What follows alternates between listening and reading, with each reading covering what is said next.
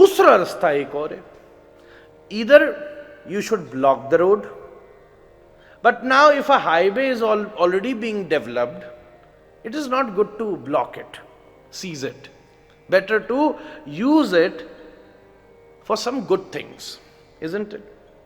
या तो शरीर मिला ही नहीं होता, अब प्रारब्ध सो शरीर मिल गया है, तो दो रास्ते, या तो सबको बंद करो जो कि असंभव है, सहज नहीं, कहां कहां बंद करोगे? लोगों ने हिमालय पर भी 5 स्टार खोल लिए,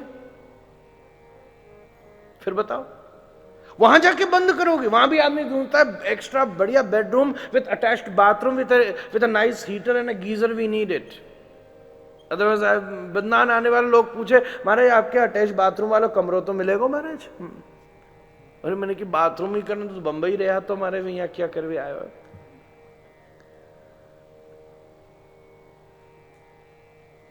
दूसरा वे है, दूसरा रास्ता है कि हम इन 25 के 25 तत्वों से उन वस्तुओं का प्रवेश कराएं जो वस्तुएं अद्भुत हों, जो वस्तुएं सदा व्याप्त हों, जो वस्तु सार्वभौम हो, जो वस्तु खंडित न हो, जो सदा एक सा टेस्ट दे सके। मैंगो एक सा टेस्ट रोज नहीं दे सकता, और आप किसी स्पेसिफिक टेस्ट में फंस गए तो कल जब आपको दूसरा मैंगो मिलेगा तो वो आपको आनंद नहीं देगा, आपको मुश्किल देगा। तो भक्ति योग दूसरी तरफ पहुंचता है। भक्ति कहती आंख बंद मत करो, जाओ राधा रमण जी के दर्शन करो। कान बंद मत करो, कथा और भगवान का कीर्तन सुनो। मुंह बंद मत करो, अच्छी अच्छी बातें बोलो, और बढ़िया भगवान को भोग लगी सात्विक आहार का आस्वादन करो। या हाथ को बांधवे से कुछ होने वाला नहीं है, एक काम करो, या हाथों किसी गरीब की सहायता करो, या हाथों कऊ के प्रयोग में लाओ, और बढ़िया बात है या हाथों ताली बजा बजा के कीर्तन करो। महाराज बहुत सुंदर बात पे आपने ताली बजा दी, प्रयोग कर लियो, देखो हाथ को। तो शब्द स्पर्श रूप रस गंध इन सबन को हम सात्विक परिवेश में ले जाएं तो भक्ति धीरे धीरे इन्हीं रास्तों से उस ब्रह्मानंद का सूक्ष्म अनुभव करा देती है। गोपियां इसकी चरम सीमा है। गोपी ही इंद्रियई ही कृष्ण रसम पिबती थी। गोपी जो अपनी प्रत्येक इंद्रिय से केवल केवल श्री ठाकुर जी को आस्वादन करे, वासों गोपी कही जाए। तो भैया performance is extraordinary, the actor is extraordinary, the actress is extraordinary. Now will talk about the venue and the time and then will go head with the Leela. भूमिका ही ऐसी जबरदस्त है महाराज। रास को एक दूसरा नाम है षडमास की, मतलब ये 6 महीना की लीला है। ये 3 ऋतुन में होवे, 3 ऋतुन में न होवे। अब तो कभी हमारे चतुर्वेदी जी 6 महीना की कथा करा में, जब कहू रास की चर्चा है सके महाराज। षड मास की या को नाम है। अब यह 6 मिनट में तो जाके नेक्सी परकम्मा सी है सके महाराज। दरस परस मज्जन अरूपाना, तो वही को आस्वादन कर लेंगे। वेन्यू भी बहुत extraordinary, it is not ordinary. Venue जबरदस्त वेन्यू है महाराज। ये ब्रजमंडल सामान्य नहीं है। राधा कराव चित पल्लव बल्लरी के, यहां की एक एक चीज प्रिया जी ने अपने हाथ से विद्यमान करी है। यत्र प्रविष्ट सकलोपि जंतु आनंद सच्चिद घनता मुपैति, जहां प्रवेश करवे वालो जीव भी सच्चिदानंद स्वरूप है। हमारे यहाँ के कहमे, लोग कहमे कि श्री राधा रानी वृंदावन में रहे में। अरे झूठ कह रहे हो भैया, श्री राधा रानी वृंदावन में नहीं रहे में, बल्कि वृंदावन ही श्री राधा रानी में रहे में महाराज।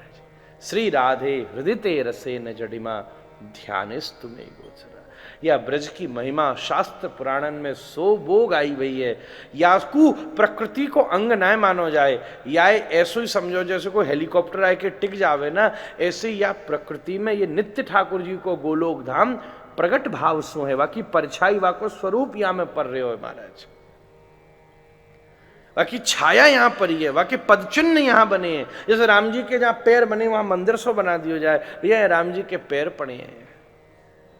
ये ब्रज को स्वरूप ही ऐसो है, यह सामान्य मत समझियो। ये नित्य श्री ठाकुर जी को धाम है, जहां सू ठाकुर जी कभी बाहर भी न जामे। यहाँ के पद पद रोम रोम में श्री ठाकुर जी ही प्रकट भये हैं। वेन्यू भी ऑर्डिनरी नहीं है। लास्ट चीज रह गई, न लीला, न एक्टर, न या को ठाकुर जी, न या की गोपियां, न या को स्थान, और या को काल भी ऑर्डिनरी नहीं है। शरदोत्फुल्ल मल्लिका, ये शरद ऋतु व्याप्त है गई है, जामे मल्लिका के फूल खिले हैं। मल्लिका बसंत में खिले, जय जय, ये सब विद्वान बैठे हैं। मल्लिका को फूल बसंत में खिले, मल्लिका को फूल शरद में ना खिले कभी। पर यहां कह रहे शरदोत्फुल्ल मल्लिका, यही यहाँ की अप्राकृतिकता है, ऐसा समझो। ऋतु में शरद ऋतु प्रौढ़ ऋतु है महाराज, प्रौढ़ ऋतु है। वर्षा ऋतु जवान ऋतु है, हर नदी गदली हो में ओवरफ्लो हो में, धड़ाधड़ प्रकृति जवानी में रहे वह समय। पर शरद ऋतु वृद्ध ऋतु है, वृद्ध से मतलब प्रौढ़ ऋतु है। वहां में सब कुछ सौम्य रहे, सब कुछ धैर्यवान रहे, सब कुछ थमो रहे। यही मारे श्री ऐसी लीलान के ताई प्रौढ़ चाहिए व्यक्ति। नैसा सभा यत्र न संत वृद्धा, या लीला में एक कात्यायनी प्रौढ़ी है, एक पौर्णमासी प्रौढ़ी है, और एक शरद ऋतु प्रौढ़ी है। ये तीन बूढ़ियां ठाकुर जी ने बिठाए रखे हैं, तीन बड़ी बूढ़ी बिठा रखी हैं। तुम्हारे निर्देश में सब कार्य होगा महाराज। जैसे हम अपने घर में कोई कार्य होवे तो बड़ी बूढ़ी ने बिठाई के रखें, तुम अपनो निर्देश देती रहो मैया का करना है। और यहाँ तो साक्षात हमारी मणि माता के निर्देश में सब कार्यक्रम चल रहे हैं महाराज। शरदोत्फुल्ल मल्लिका, जैसे को किसी कार्यक्रम में एकदम न्योतो मिलो हो, वाके पास कोई पहनवे के ताए आभूषण न हो तो बड़ी समस्या है। अरे वाह मुझे जानो, एक अभी अभी इनने बताई वहां फंक्शन में जाना, पहले बताई ना मैं कछु लेके नहीं आई, सब बैंक में धरो, इधर उधर पढ़ो, क्या करूं। तो वही समय कोई भाईली सहेली होवे तो भाईली सहेली सो कई वाने के कोई चिंता मत कर, तू मेरे पहन के चली जा। बढ़िया वाने बढ़िया सो निकार के दीनों आभूषण हार दीनों कुंडल दीने, सो वह माता ने हार कुंडल धारण करके और वह कार्यक्रम में चली गई। सब बड़े खुश है गए। बोले ऐसे ही शरद ऋतु कलासों युक्त ऋतु ना है, वो तो सीधी सादी ऋतु है। वहां पे कोई अलंकार ना है, न वहां में वर्षा है, न वहां में श्रेष्ठ चांदनी है, वो तो सामान्य सामान्य सहज सहज रहे। पर जब आज वाकू न्योतो मिलो कि ठाकुर जी महाराज करवे वारे हैं, अरे शरद तोमे रास होगो, तो वहां पे भी निहाल है कि बसंत ने अपने सारे आभूषण व शरद को पहना दीने महाराज। या हिसाब से शरद ऋतु में भी मल्लिका के फूल खिल गए महाराज। समय रात को ठीक 12 बजे, रात्रि को समय, या निशा सर्वभूताम माम तस्याम जागृति संयमी। ये भोगियन की रात नहीं है, ये योगिन की रात है। रात का टाइम बहुत पर्सनलाइज्ड होता है। दिन हम सबको देते हैं, we keep the day for others, isn't it? But night is या तो मेरे लिए या अपने लिए या अपनों के लिए, रात दो के लिए ही होती है। रात में कोई बुलाया जाए तो प्रमाणित होता है कि ये उसका बड़ा खास होगा। भाई कहू सके जा तुम 11 बजे भी आ जाओ यार, मतलब बाबूजी को बड़ा प्रेमी आदमी मालूम पड़े भैया। अपना और अपनों को ही रात्रि में न्योता दियो जाए, it is such a personal time. Public invitation नहीं मिलता रात में किसी को। बिन बुलाए भी सवेरे कोई आ सकता है, रात में कोई बिन बुलाए नहीं आवेगा महाराज, बुला के ही बुलाना पड़ेगा। रात्रि में व्यक्ति बहुत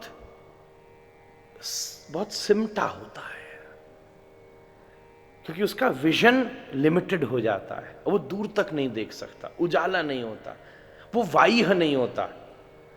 कोई कैसा भी हो, फिर भी अगर रात में कोई उसका परिचित व्यक्ति बाहर होगा तो वो चिंता में होगा, दिन में बाहर होगा तो कोई चिंता में नहीं हो। चाहे पूरी 10 जने की गाड़ी संग गई हो, फिर भी अगर पति परदेश गया है तो पत्नी के मन में खिलबिली होगी, भैया रात में 1 बज गए अभी तक आए ना है।